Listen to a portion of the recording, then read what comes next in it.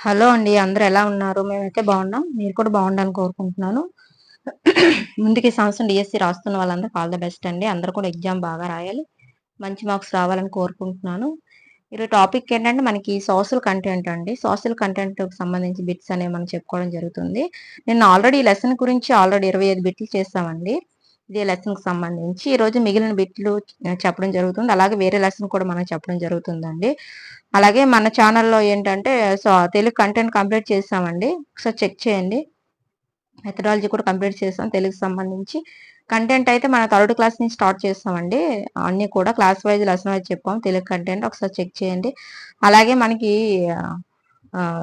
Psychology కూడా చెప్తున్నామండి. మధ్య మధ్యలో వీడియోస్ పెడుతున్నాం. సైకాలజీ సంబంధించి వీడియోస్ అనేవి చాలా ఇంపార్టెంట్ బిట్స్. ఒకసారి చూడండి, మీకు నచ్చుతుంది.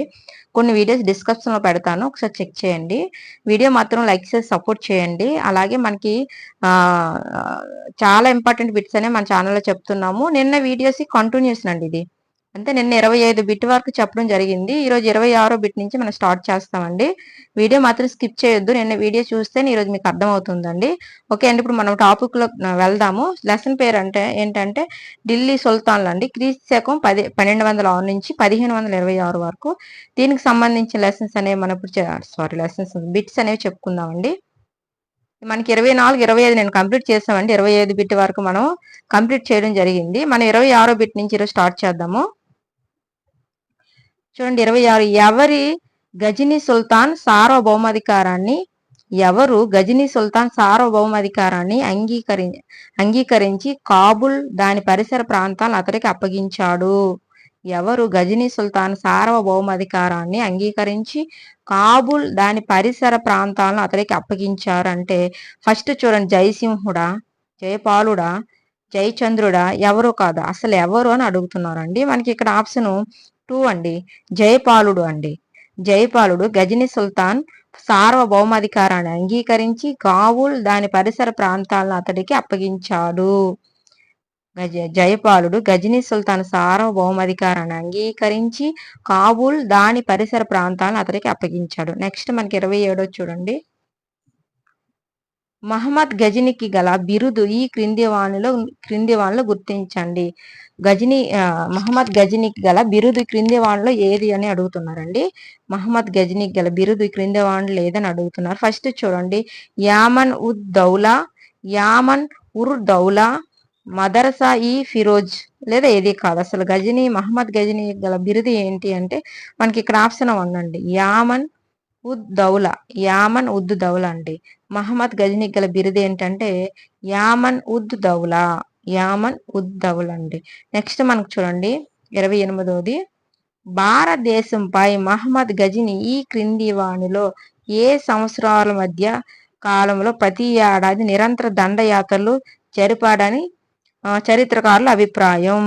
భారతదేశంపై మహమ్మద్ గజనీ ఈ క్రింది వానులు అంటే క్రింది సంవత్సరాల మధ్య కాలంలో ప్రతి ఏడాది నిరంతర దండయాత్రలు జరిపాడని చరిత్రకారుల అభిప్రాయం అని అడుగుతున్నారండి. మనకి ఇక్కడ ఆప్షన్ చూడండి, క్రీస్తకం 1001 నుంచి 1028, క్రీస్తకం 1000 నుంచి 1027 సంవత్సరాలు, క్రీస్తకం 1012 సంవత్సరాల నుంచి 1038 సంవత్సరాలు అండి. అలాగే క్రీస్తకం 1006 నుంచి 1029 అన్నాడండి. ఏ మధ్య కాలంలో అతను ప్రతి ఏడాది నిరంతరం దండయాత్రలు జరిపారని చరిత్రకారులు చెప్తున్నారంటే మనకి ఇక్కడ ఆప్షన్ 2 అండి, 1000 నుంచి క్రీస్తకం 1000 సంవత్సరాల నుంచి 1027 సంవత్సరాల మధ్య అండి. భారతదేశంపై మహమ్మద్ గజనీ ఈ క్రింది వానిలో ఏ సంవత్సరాల మధ్య కాలంలో ప్రతి ఏడాది నిరంతర దండయాత్రలు జరిపారని చరిత్రకారుల అభిప్రాయం అంటే క్రీస్తకం 1000 నుంచి 1000 సంవత్సరాల నుంచి క్రీస్తకం 1027 సంవత్సరాల మధ్య కాలంలో అండి. నెక్స్ట్ మనకి 29 చూడండి. తన జీవిత కాలంలో మహమ్మద్ గజనీ ఎన్ని పర్యాయాలు దాడులు జరిపారు? తన జీవిత కాలంలో మహమ్మద్ గజనీ ఎన్ని పర్యాయాలు దాడులు జరిపారు అని అడుగుతున్నారు. ఫస్ట్ చూడండి, 15 పర్యాయాల, 16 పర్యాయాల, 17 పర్యాయాల, 19 పర్యాయాల.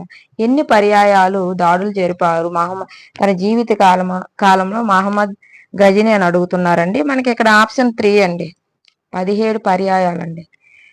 తన జీవిత కాలంలో మహమ్మద్ గజనీ 17 పర్యాయాలు దాడులు జరిపారు. తన జీవిత కాలంలో మహమ్మద్ గజని 17 పర్యాయాలు దాడులు జరిపారండి. నెక్స్ట్ 30 చూడండి. భారత భూభాగంపై గజనీ మహమ్మద్ తొలి దండయాత్ర ఏ సంవత్సరంలో జరిగింది? భారత భూభాగంపై భారత భూభాగంపై గజనీ మహమ్మద్ తొలి దండయాత్ర ఏ సంవత్సరంలో జరిగింది అని అడుగుతున్నారు. ఫస్ట్ చూడండి, క్రీస్తు శకం 1001 సంవత్సరం, క్రీస్తు శకం 1002 సంవత్సరాలు, క్రీస్తు శకం 1006 సంవత్సరంలోని, క్రీస్తు శకం 1007 సంవత్సరం. ఎప్పుడు అతనికి జరిగింది దండయాత్ర, తొలి దండయాత్ర అని అడుగుతున్నారండి. మనకి ఇక్కడ ఆప్షన్ 2 అండి. క్రీస్తు శకం 1002 సంవత్సరంలోనండి. క్రీస్తు శకం 1002 సంవత్సరంలో మనకి భారత భూభాగంపై గజనీ మహమ్మద్ తొలి దండయాత్ర అనేది జరిగింది. క్రీస్తు శకం 1002 సంవత్సరంలోనే. నెక్స్ట్ మనకి 31 చూడండి. భారతదేశంలోని భూభాగంలో ఏ రాజ్యంపై గజని తొలి దండయాత్రను జరిపాడు? భారతదేశంలోని భూభాగంలో ఏ రాజ్యంపై గజని తొలి దండయాత్రను జరిపాడు అని అడుగుతున్నారు. ఫస్ట్ చూడండి, బుందేల్ఖండ్, రెండోది కాశ్మీర్, మూడోది బటిండా, 4 కనౌజ్. ఏ భూభాగంపై అతను మొట్టమొదటి తొలి దండయాత్రను జరిపాడు అని అడుగుతున్నారు. మనకి ఇక్కడ ఆప్షన్ 3 అండి, బటిండా అండి. బటిండా భారతదేశంలోని భూభాగంలోని ఏ రాజ్యంపై గజనీ తొలి దండయాత్రను జరిపాడంటే బటిండా అండి. భారతదేశంలోని భూభాగంలో మనకి బటిండా రాజ్యంపై గజనీ తొలి దండయాత్ర అనేది జరిపాడు. నెక్స్ట్ 32 చూడండి. మహమ్మద్ గజని సోమనాథ్ ఆలయంపై దాడి చేసిన సంవత్సరం ఏది? మహమ్మద్ గజని సోమనాథ్ ఆలయంపై దాడి చేసిన సంవత్సరం ఏది? మహమ్మద్ గజని సోమనాథ్ ఆలయంపై దాడి చేసిన సంవత్సరం ఏది అని అడుగుతున్నారు. ఫస్ట్ చూడండి, క్రీస్తు శకం 1025, క్రీస్తు శకం 1026 సంవత్సరంలోని, క్రీస్తు శకం 1027 సంవత్సరంలోని, క్రీస్తు శకం 1028 సంవత్సరం. ఏ సంవత్సరంలో గజని మహమ్మద్ గజని సోమనాథ్ ఆలయంపై దాడి చేశారంటే మనకి ఇక్కడ ఆప్షన్ 1 అండి. క్రీస్తు శకం 1025 సంవత్సరంలో సోమనాథ్ ఆలయంపై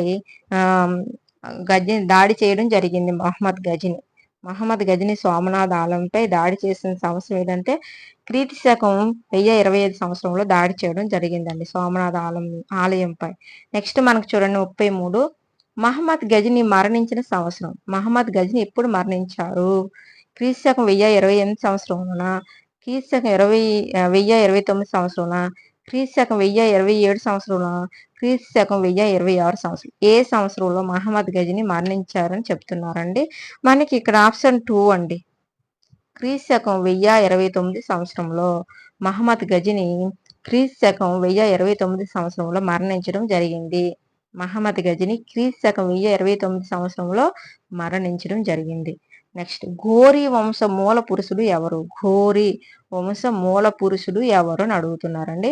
చూడండి, ముయుజుద్దీన్ మహమ్మద్ ఘోరీ, తర్వాత గియుజుద్దీన్ మహమ్మద్, అలాగే పై వారు కాదు. అసలు ఎవరు ఘోరీ వంశ మూల పురుషుడు ఎవరు అని అడుగుతున్నారండి. మనకి ఇక్కడ ఆప్షన్ 3 అండి, గియుజుద్దీన్ మహమ్మద్ అండి. గియాయుద్దీన్ మహమ్మద్ అనే అతను ఘోరీ వంశపు మూల పురుషుడు. నెక్స్ట్ మనకి 35వ బిట్, ఈ లెసన్ కి సంబంధించి లాస్ట్ బిట్ అండి. ఏ సంవత్సరంలో మహమ్మద్ ఘోరీ పెషావర్ను ఆక్రమించాడు? ఏ సంవత్సరంలో మహమ్మద్ ఘోరీ పెషావర్ను ఆక్రమించాడు అని అడుగుతున్నారు. ఫస్ట్ చూడండి, క్రీస్తు శకం 1175 సంవత్సరంలో, క్రీస్తు శకం 1178 సంవత్సరంలో, క్రీస్తు శకం 1179 సంవత్సరంలో, క్రీస్తు శకం 1176 సంవత్సరం. ఏ సంవత్సరంలో మహమ్మద్ ఘోరీ పెషావర్ను ఆక్రమించాడు అని అడుగుతున్నారండి. మనకి ఇక్కడ ఆప్షన్ 3 అండి, క్రీస్తు శకం 1179 సంవత్సరంలో. మనకి క్రీస్తు శకం 1179 సంవత్సరంలో మహమ్మద్ ఘోరీ పెషావర్ను ఆక్రమించడం జరిగింది. ఇది మనకి ఈ లెసన్ కి సంబంధించి బిట్స్ అండి. ఏంటది, ఏ లెసన్ మనం నిన్న చెప్పుకున్నాము, ఢిల్లీ సుల్తాన్లు క్రీస్తు శకం 1206 నుంచి క్రీస్తు శకం 1526 వరకు మధ్య కాలం సంబంధించిన బిట్స్ అన్ని మనం ఈరోజు చెప్పుకున్నాము, నిన్న కూడా చెప్పుకున్నామండి. ఒకసారి చూడండి. ఇప్పుడు మళ్ళీ వేరే లెసన్ అండి ఇది, ప్రాంతీయ రాజ్యాల ఆవిర్భావం అనే లెసన్ గురించి మనం ఇప్పుడు తెలుసుకుందామండి. దానికి సంబంధించి బిట్స్ అనేవి ఎలా ఉన్నాయి ఏంటనేది మనం ఇప్పుడు చెప్పుకుందామండి. వీడియో మాత్రం స్కిప్ చేయకుండా చూడండి, చాలా ఇంపార్టెంట్ బిట్స్. లైక్ చేసి సపోర్ట్ చేయండి. ఇప్పుడు మనం ఈ లెసన్కి సంబంధించి ప్రాంతీయ రాజ్యాల ఆవిర్భావం గురించి మనం ఇప్పుడు తెలుసుకుందామండి. చాలా ఇంపార్టెంట్ బిట్స్. స్కిప్ చేయకండి, ముందు వీడియోస్ కూడా చూడండి. ఫస్ట్ చూడండి, పశువుల కాపరుల రక్షణ కోసం, హక్కుల కోసం నెల్లూరు రాజులతో పోరాటం చేసిన రాజు ఎవరు? పశువుల కాపరుల రక్షణ కోసం, హక్కుల కోసం నెల్లూరు రాజులతో పోరాటం చేసిన రాజు ఎవరు అని అడుగుతున్నారు. ఫస్ట్ చూడండి, కాటమరాజా, ధర్మరాజా, బ్రహ్మనాయుడ, బాలచంద్రుడ ఎవరు అని అడుగుతున్నారండి. ఏ రాజు పోరాటం చేశారు రక్షణ కోసం, పశువుల కాపరుల రక్షణ కోసం, హక్కుల కోసం నెల్లూరు రాజులతో పోరాటం చేసింది ఎవరంటే కాటమరాజు అండి. ఎవరండి? కాటమరాజు. పశువుల కాపర రక్షణ కోసం, హక్కుల కోసం నెల్లూరు రాజులతో పోరాటం చేసిన రాజు ఎవరంటే కాటమరాజు. నెక్స్ట్, గిరిజన తెగల హక్కుల రక్షణ కోసం నాటి రాజుల సైన్యాలతో యుద్ధాలు చేసిన వారు ఎవరు? గిరిజన తెగల హక్కుల రక్షణ కోసం నాటి రాజుల సైన్యంతో యుద్ధాలు చేసిన వారు ఎవరు అని అడుగుతున్నారు. ఫస్ట్ చూడండి, సమ్మక్క సారక్క 1 మరియు 2 లేదా రుద్రమదేవ ఎవరు గిరిజన తెగల హక్కుల రక్షణ కోసం నాటి రాజుల సైన్యం యుద్ధాలు చేశారంటే మనకు ఆప్షన్ 3 అండి. 1, 2 అంటే సమ్మక్క సారక్కలు గిరిజన తెగల హక్కుల రక్షణ కోసం నాటి రాజుల సైన్యంతో యుద్ధాలు చేయడం జరిగిందనమాట, సమ్మక్క సారక్క. నెక్స్ట్ మనకి 3 చూడండి, కవిత్రయంగా పిలువబడే నన్నయ్య, తిక్కన, ఎర్రాప్రగడ ఈ కాలానికి చెందినవారు. కవిత్రయంగా పిలువబడే నన్నయ్య, తిక్కన, ఎర్రాప్రగడ ఈ కాలానికి చెందినవారు అని అడుగుతున్నారు. ఫస్ట్ చూడండి, క్రీస్తకం 500 నుంచి 800 మధ్య కాలం వల్ల, క్రీస్తకం 1000 నుంచి 1200 సంవత్సరం మధ్య వాళ్ళ, క్రీస్తకం 16 నుంచి 1800 సంవత్సరాల మధ్య వాళ్ళ, క్రీస్తకం 1200 నుంచి 1300 మధ్య కాలం వల్ల. ఈ కవిత్రయంగా పిలువబడే నన్నయ్య, తిక్కన, ఎర్రాప్రగడ వారు ఏ కాలానికి చెందినవారు ఈ 4గింట్లో అంటే మనకి ఇక్కడ ఆప్షన్ 2 అండి. క్రీస్తకం 1000 నుంచి 1200 సంవత్సరాల మధ్య కాలం వాళ్ళు. కవిత్రయంగా పిలువబడే నన్నయ్య, తిక్కన, ఎర్రాప్రగడ మనకి క్రీస్తకం 1000 సంవత్సరాల నుంచి 1200 సంవత్సరాల కాలానికి చెందినవారు అనమాట. నెక్స్ట్, కాకతీయుల రాజధాని ఏది? కాకతీయుల రాజధాని ఏది? కాకతీయుల రాజధాని ఏది? ఓరుగెల్ల, హైదరాబాద, ఖమ్మమ, మోటుపల్లె. అసలు కాకతీయుల రాజధాని ఏది? కాకతీయుల రాజధాని ఏది అని అడుగుతున్నారండి. ఈ 4గింట్లో మనకు ఆప్షన్ 1 అండి, ఓరుగొల్లు అండి. కాకతీయుల రాజధాని ఓరుగల్లు. కాకతీయుల రాజధాని ఓరుగల్లు అండి. నెక్స్ట్ మనకి చూడండి, కాకతీయుల ఆస్థాన భాష ఏది? కాకతీయుల ఆస్థాన భాష ఏది? కాకతీయుల ఆస్థాన భాష ఏది? సంస్కృతమా, తెలుగా, తమిళమా, కన్నడమా? కాకతీయుల రాజుల ఆస్థాన భాష ఏది అని అంటే ఈ 4గింట్లో మనకు ఆప్షన్ 2 అండి, తెలుగు అండి. కాకతీయ రాజుల ఆస్థాన భాష, కాకతీయుల ఆస్థాన భాష ఏదంటే మనకి తెలుగు. కాకతీయుల ఆస్థాన భాష ఏదండి? తెలుగు అండి. ఆలోచన, తెలుగు భాషకు ఇచ్చిన ప్రాధాన్యం వల్ల వీరిని ఆంధ్ర రాజులుగా కీర్తించారనమాట. తెలుగు భాషకి ఇచ్చిన ప్రాధాన్యం వల్ల ఎవరిని ఆంధ్ర రాజులుగా గుర్తించారు? ఆంధ్ర రాజులుగా గుర్తించారు. శాతవాహనుల, విజయనగర రాజులన, కాకతీయులన, చోళున ఎవరిని మన ఆంధ్ర రాజులుగా గుర్తించారు తెలుగు భాషకి ఇచ్చిన ప్రాధాన్యం వల్ల అని అడుగుతున్నారు. మనకి ఇక్కడ ఆప్షన్ 3 అండి, కాకతీయులు. తెలుగు భాషకి ఇచ్చిన ప్రాధాన్యం వల్ల మనం ఆంధ్ర రాజులుగా కాకతీయులను చెప్పుకోవడం జరుగుతుందండి.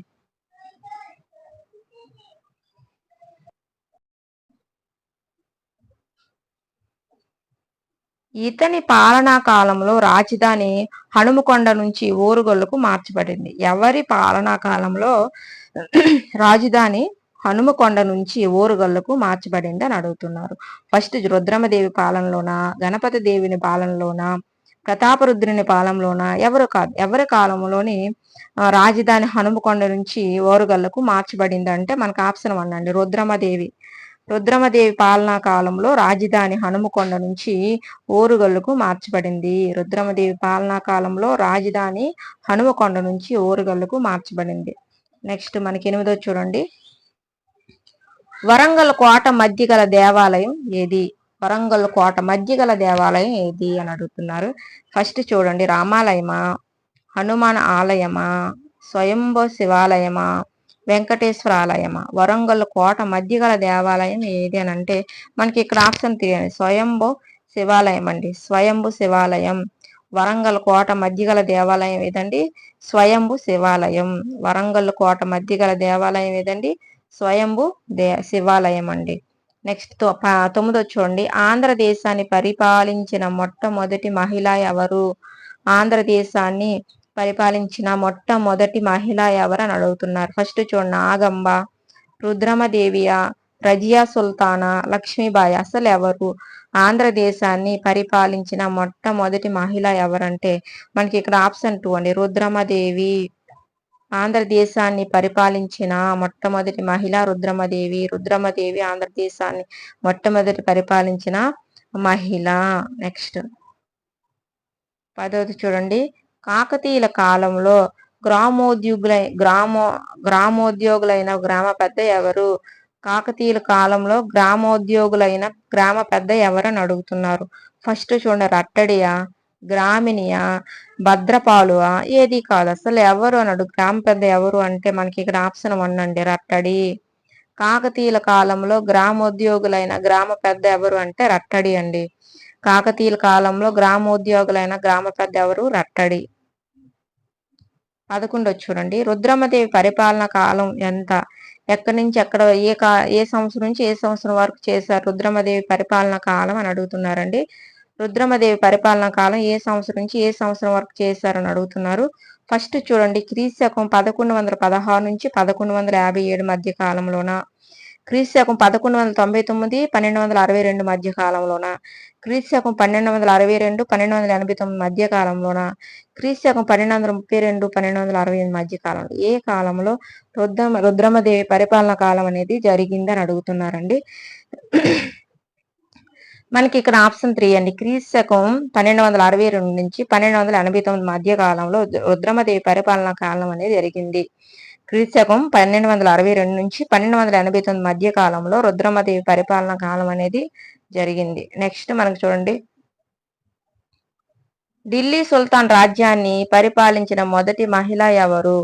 ఢిల్లీ సుల్తాన్ రాజ్యాన్ని పరిపాలించిన మొదటి మహిళ ఎవరు? ఫస్ట్ రజియా సుల్తానా, లక్ష్మీబాయ, రుద్రమదేవియ, నాగాంబిక. ఎవరు ఢిల్లీ సుల్తాన్ రాజ్యాన్ని పరిపాలించిన మొదటి మహిళ ఎవరు? ఢిల్లీ సుల్తాన్ రాజ్యాన్ని పరిపాలించిన మొదటి మహిళ ఎవరు అని అడుగుతున్నారండి. మనకి ఇక్కడ ఆప్షన్ 1 అండి, రజియా సుల్తానా. ఢిల్లీ సుల్తాన్ రాజ్యాన్ని పరిపాలించిన మొదటి మహిళ ఎవరంటే రజియా సుల్తానా. ఎవరండి? రజియా సుల్తానా. అలాగే మనకి రాణి రుద్రమదేవి ఎన్ని సంవత్సరాలు కాకతీయ సామ్రాజ్యాన్ని పరిపాలించింది? రాణి రుద్రమదేవి ఎన్ని సంవత్సరాలు కాకతీయ సామ్రాజ్యాన్ని పరిపాలించింది అని అడుగుతున్నా. ఫస్ట్ 25 సంవత్సరాల, 27 సంవత్సరాల, 29 సంవత్సరాల, 37 సంవత్సరాలు. ఎన్ని సంవత్సరాలు రాణి రుద్రమదేవి మనకి కాకతీయ సామ్రాజ్యాన్ని పరిపాలించిందంటే మనకి ఇక్కడ ఆప్షన్ 2 అండి, 27 సంవత్సరాలు. రాణి రుద్రమదేవి 27 సంవత్సరాల కాకతీయ సామ్రాజ్యాన్ని పాలించింది. 25 సంవత్సరాలు కాకతీయ సామ్రాజ్యాన్ని పాలించింది అనమాట రుద్రమదేవి. నెక్స్ట్ మనకి 14 చూడండి. మోటుపల్లి శాసనాన్ని వేయించిన కాకతీయ రాజు ఎవరు? మోటుపల్లి శాసనాన్ని వేయించిన కాకతీయ రాజు ఎవరు అని అడుగుతున్నారు. ఫస్ట్ చూడండి, రుద్రమదేవుడా, గణపతి దేవుడా, ప్రతాపరుద్రుడా, రుద్రమదేవి. అసలు ఎవరు మోటుపల్లి శాసనాన్ని వేయించిన కాకతీయ రాజు ఎవరు అంటే మనకి ఇక్కడ ఆప్షన్ 1 అండి, రుద్రమదేవుడు. మోటుపల్లి శాసనాన్ని వేయించిన కాకతీయ రాజు రుద్రమదేవుడు అండి. మోటుపల్లి శాసనాన్ని వేయించిన కాకతీయ రాజు ఎవరండి?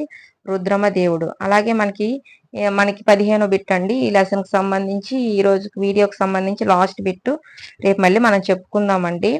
ప్రముఖ ఇటాలియన్ యాత్రికుడైన మార్కో పోలో కాకతీయ సామ్రాజ్యాన్ని వీరి పాలనా కాలంలో సందర్శించును.